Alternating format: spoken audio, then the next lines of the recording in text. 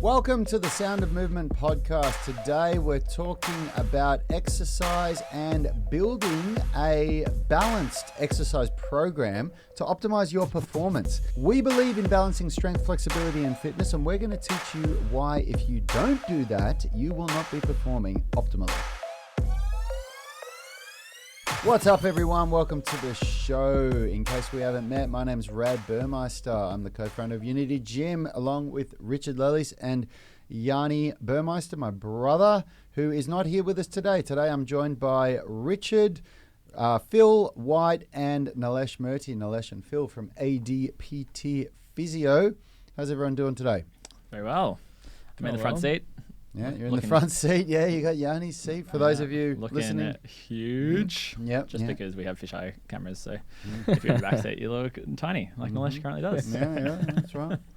Now, if you're new to the show and you're just listening for the first time or watching on YouTube, come on over to our Facebook group, UMS Movement Mastermind, and join. It is free to join, and we record these shows live, answer people's questions, engage with our audience, and provide coaching. And also, if you want to dive a little bit deeper into what it is that we do, you can grab one of our free downloads, the Flexibility Blueprint, the Strength Blueprint, and the Nutrition Blueprint. There's a link in the description of this video on YouTube or on the podcast if you're listening on Spotify.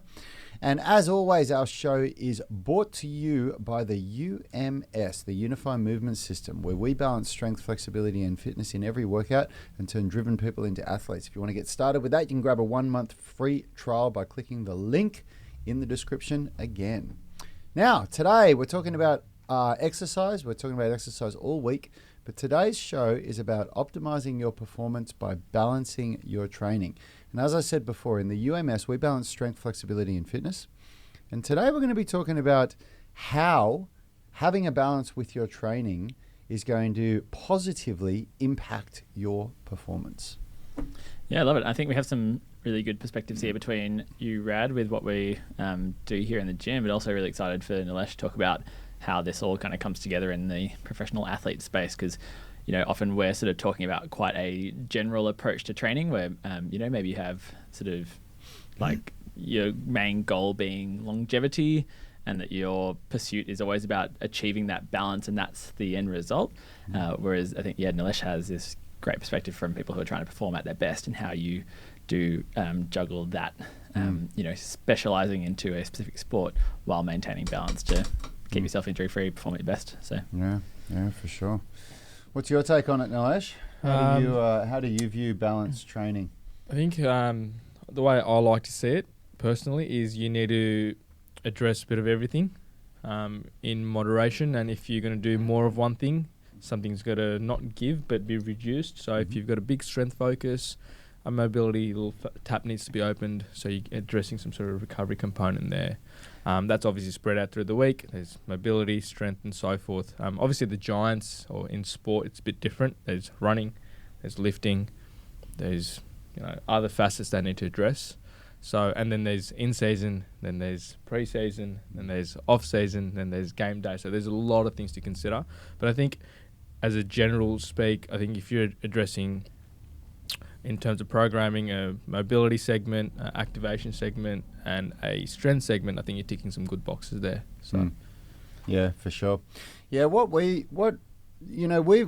tried a lot of different things, and of course, the average punter that comes through the doors of Unity Gym, wants to be an athlete, but the reality is that if we've only got an hour or an hour and a half a day to train, and we've got work and family and friends and all these things that we want to do, then you've got to be realistic with what you're going to be able to achieve with your training. And I think personally, the reason why we created the UMS to be a 1-to-1 ratio of strength and flexibility with fitness in there as well, is that if that's all you've got to train in, I've tried doing the all or nothing approach where you just really go for one goal and you think, I really want to nail this goal.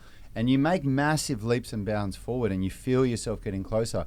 But in my personal experience and experience with working with a lot of people over 17 years as a trainer, people get to a point eventually where they start to really feel the lack of what it is that they haven't been doing. And, I've even recently, Yanni, the big thing for him was he felt his lack of fitness. he was, really going for it with his strength and flexibility, and there was a good balance there. But he started to feel like he was getting a little bit flabby in the midsection, and he could feel that he wasn't very fit when he went for a very short little run. And so he's started to, add some cardio back into his training.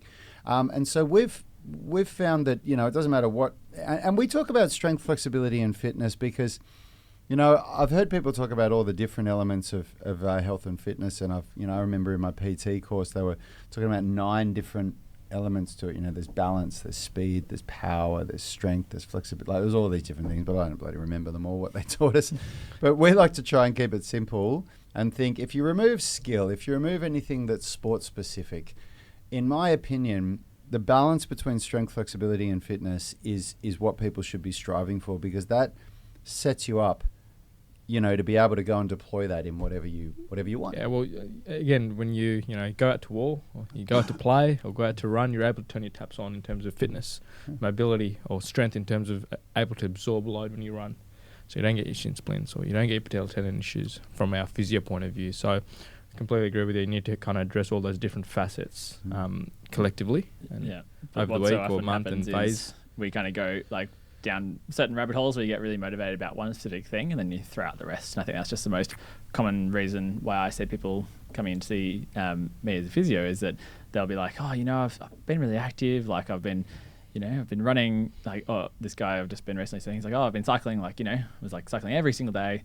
And before that I was in the gym every single day, for the 3 months before that. And then before that it was playing soccer nearly every day. And it's like, well, you've just done one of each of the elements for a specific period and then just thrown out the rest. And so with what we talk about with your body gets good at what you spend your time doing, if you've just removed this whole stimulus, then your body's like, oh, okay, we're not doing that anymore. I'm going to put my all these precious resources somewhere else, and suddenly if you then try and go back and tap into what you thought you had, it's no longer there, and that's where you injure yourself. So by always having that kind of base level there, it's much easier to maintain, as we've talked about quite a lot, it's much easier to maintain your level of strength, mobility and fitness than to gain it in the first place. And so, but human nature is just that we want to do one thing and then see progress and just forget about the rest. So I think it's quite funny as well because, that example of the person that you've been seeing that you just gave, we kind of hold people up on a pedestal that are just so good at something. Like when you see that result, it doesn't matter what it is, musical instruments, athletics, whatever it is. We look at them and go, oh my God, look at that. I wish I could do that. But in my experience, in my opinion, I think it's actually easier to be obsessive and extreme in one thing than it is to find balance. Because it requires less thought. You just make the decision that you're going to go all or nothing in something, and you don't need to think too much about everything. It's just, I'm going to do this, and I'm going to look at everybody else that's doing the same thing, and I'm going to work harder than them. And that is hard to do, of course. I'm not taking that away. I'm not taking away from the person that gets up at 4 a.m. or 5 a.m. and, runs every day to be the better runner than everybody else. Or the person that, kicks 100 balls, through the footy posts before the players even turn up to training. I'm not taking away from the effort that requires, but there's less thought involved in how do I balance my training? I'm going hard, I'm doing this, but if I don't add a little bit of X, Y, or Z into what I'm doing, then in 6 months I'm going to be running into problems, and that's really, really hard. Yeah, and I think just on the kind of hyper specialization with athletes, because in this episode we've titled it how to optimize, why balancing your training will optimize. And so it's all well and good to say just do a little bit of everything and not excel at any one thing. But a good example is of Tom DeCanto, who we had on the podcast a little while ago, who is the elite runner podiatrist. How many times did he win the City to Surf? He's just an absolute weapon. Very elite. He's one of the you top. stuttered when you said elite, but I would definitely call him elite. Yeah, 3:13 pace, 5k run. 2 minute 50 pace for 5k run. 2:50 there. Yeah, sub 3 minute. Anyway, he's just he's represented Australia at half marathon world championships and done every single distance and excelled at it. but it's been really interesting sort of watching his journey and how he basically, did the thing that every, specialist will do, where they just run and run and run. And he just, that's all he did. And he started coming in to see me. And one of the biggest things he was working on was he just had such a rounded shoulders. His shoulders weren't working properly anymore because he spent so much time in that running position with the, shoulders forward and the elbows tucked. And then he was having Achilles issues. And so it's been interesting to watch his training evolve over the last, year to 2 years, where he started working with a strength coach, and their big focus is on, building up his strength in his lower body. He's doing loads of upper body, mobility work to try and open up the chest, and will occasionally come in for a bit of soft tissue work to assist with that. And it's kind of since really focusing on more balance in his training that he's just, every time I see him post on Instagram, it's another PB. He's just still improving, even though he's had 2 kids and he's a bit older than the rest of the field. Got a life and work. Yeah, exactly. He works hard, but he's still just finding new levels, and I think it's largely because he's now focused on that little bit more balance. Still, if you look at his training week, he's still running 180 Ks every single week. Part of that is speed work, it's just mental volume of fitness, but he's now at least brought some in there and is kind of tending more towards balance. But that's a good example of just how that's actually optimizing performance. Well, something that was a real sort of a moment that made me really think of how you can think of how this kind of thing works. If we talk about the balance between strength and flexibility, because there's been plenty of debates, and I've had discussions or debates with people that have tried to argue me till they're blue in the face that you don't need to be flexible to be strong. If you just want to be strong, you flexibility training is going to detract from that, and you just focus on your big lifts. But some of the strongest people in the world are Olympic weightlifters, right? I mean, those people are unbelievable, the amount of weight that they can throw up above their head. And if you ever watch any of their training sessions, I'm a pretty flexible person. I wouldn't even stand up next to those people with the level of flexibility that they have. It is unbelievable. And when you understand the way that the body works and the joints work, for them to be able to get under those bars at that speed, they have to have zero resistance in their joints, but they also have to have that strength and stability. Control at those ranges, That's exactly right. So that's a good example of how, if you're sitting there thinking to yourself, no, you don't need to be flexible if you want to be really, really strong. Well, you might be really strong.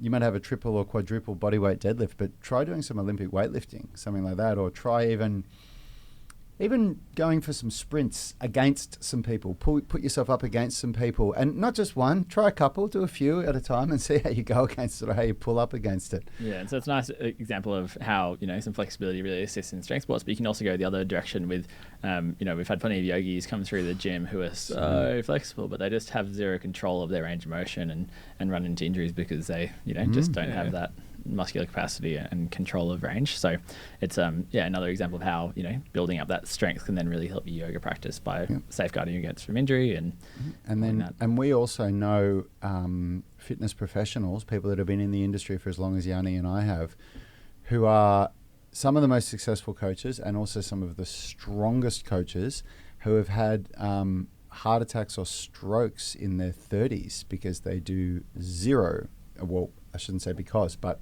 they do zero cardio training, and that's got to be a factor in that, right? There's a lot of weight to this argument, isn't there? To the idea of finding a way to balance your training. Yeah. So it's right. Trying to find the happy medium. Yeah. Yeah.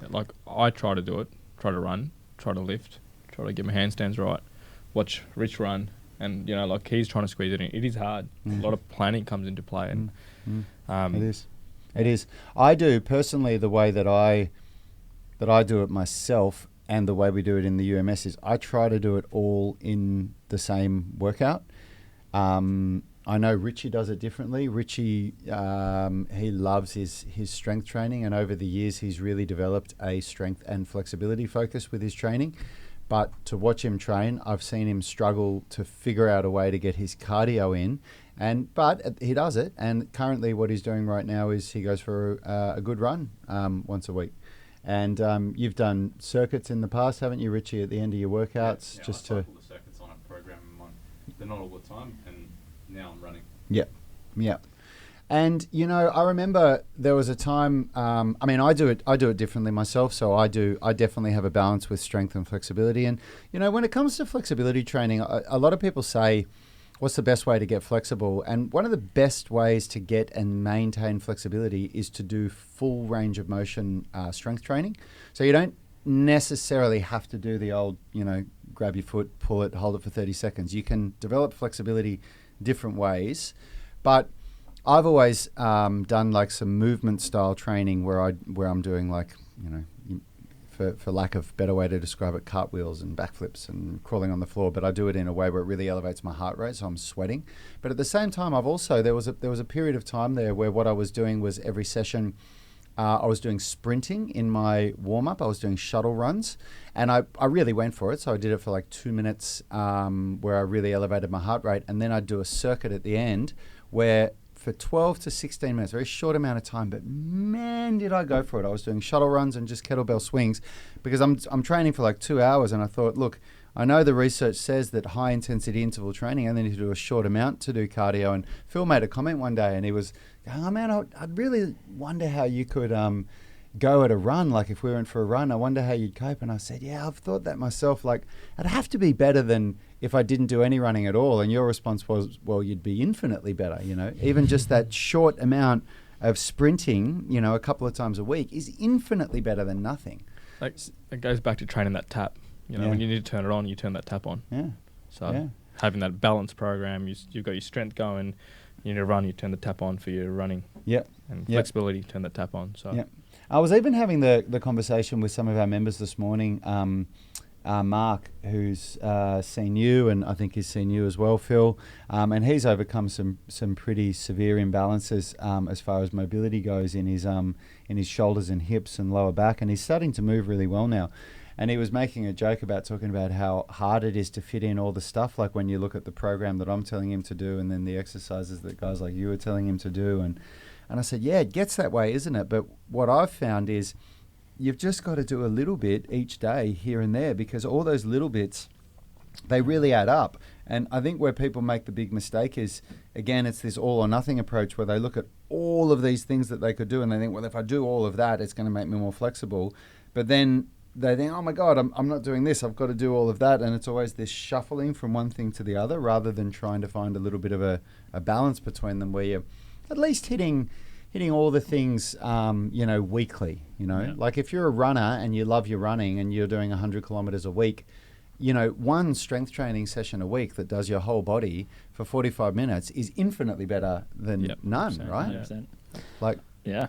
I mean, and then the same thing if you're somebody who just loves your weightlifting and you just think that cardio is taking you away from everything that you do, even if you're a big dude or dudette and if you just go for a brisk walk for 15 minutes once a week where you go up a couple of hills, and for a lot of people just to walk up a steep hill a couple of times is going to put you out of breath. Like that's infinitely better than doing nothing, right? Definitely. Yeah. Nilesh, do you want to talk maybe just a bit in that professional sport space with and I guess we can kind of talk about too with periodizing your training. So often this is what people get really wrong as well, where they have the idea of, working towards a certain event or a goal. At the moment, a few of us like Yanni and myself were thinking of doing City of Surf in August. And so that would be a 14K run where we want to do it nice and fast. So how we'd kind of then, we've got to consider how we'd be working up to be ready for that event. So do you want to talk about in the AFL with the preseason, how I guess the focus changes from maybe more strength at some stages, fitness in other stages, and then if hopefully the Giants get up again for the grand final this year after a few disappointing. Like I touched on, the focus changes. We'll work off a pre-season example because that's where all the work gets done. So I think if guys are running, their focus in running's there, they're working 100% there. Yes, there's a component of strength that needs to be done, but it's always periodized. So if they're running at 100%, they're lifting at 50 or 70%. If they're doing 100, they're going to set themselves up to fail and keep me busy. So, so the way they do it, if their running loads are high, their strength loads obviously brought down to make sure they all compensates through and they're able to adapt and progress through there. I think the big thing we can tie in that ties really in with well with Unity is the focus they have. So if they have a Monday, Friday being their high days, that's where they'll do your squats, your deadlifts, your big running loads. Then Wednesday being their medium day, obviously they'll do less running and they'll lift more. And they'll have more flexibility focus. They'll have some Pilates classes or some recovery pieces there. So as you can see, they have some high days, medium days, and low days. And that gets periodised through pre-season. As soon as they start approaching the season, which we're approaching now in a couple of weeks, things die off a bit. So they're not running 10K sessions anymore. They're doing 4K sessions and they're lifting more. They're getting strong. They're getting ready for the contact sport. So it does get periodised really well there. Yes, they're full-time athletes, so they can get up in the morning and run for 2 hours, have lunch, and then lift in the afternoon. I know not everyone has the flexibility or ability to do that, but you can definitely squeeze that into your day by, like you said, having a 30-minute cardio run into a lift, into a mobility session. You're done in an hour and a half.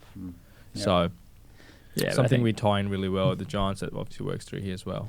Yeah, and I think that's just the key thing to kind of realize there is, like, you know, when that running focus is really there, that you make the conscious choice that your lifting is going to come down. So it's not that the lifting totally goes away. Correct. But you can't go 100% on everything all the time. Yeah, and most of the lifting goes in and the fluff stuff comes out. So the big rock's coming. So how do we bulletproof our athletes to make sure they don't get a calf injury? So they've got some calf plyometrics, some jump exercise in there. How do we make sure our athletes are strong upper body wise? So come footy, they're running, but they're tackling. So there's some upper body shoulder exercises. So like you said, it's all in the big rocks are put in. So that way they're getting bulletproof, they're getting fit, and they're getting better every day.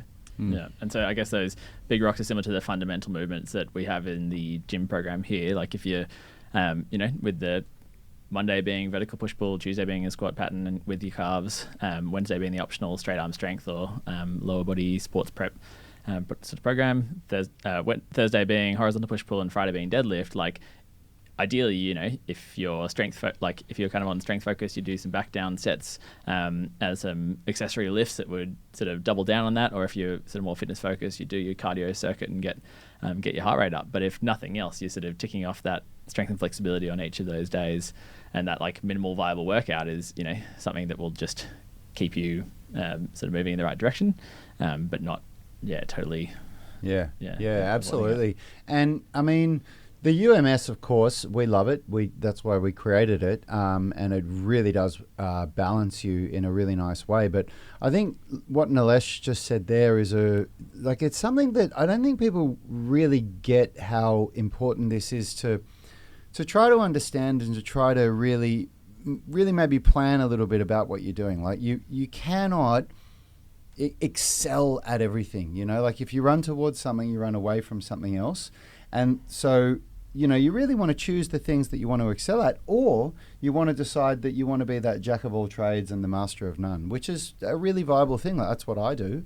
I've just accepted that I can't be really, really good at any one thing that I want to be good at without losing some ability at some of the other things. And so I've just accepted, and I've learned that the hard way through injuries, through frustration, through feeling like, okay, the solution is to push harder and to train more, and that rarely works.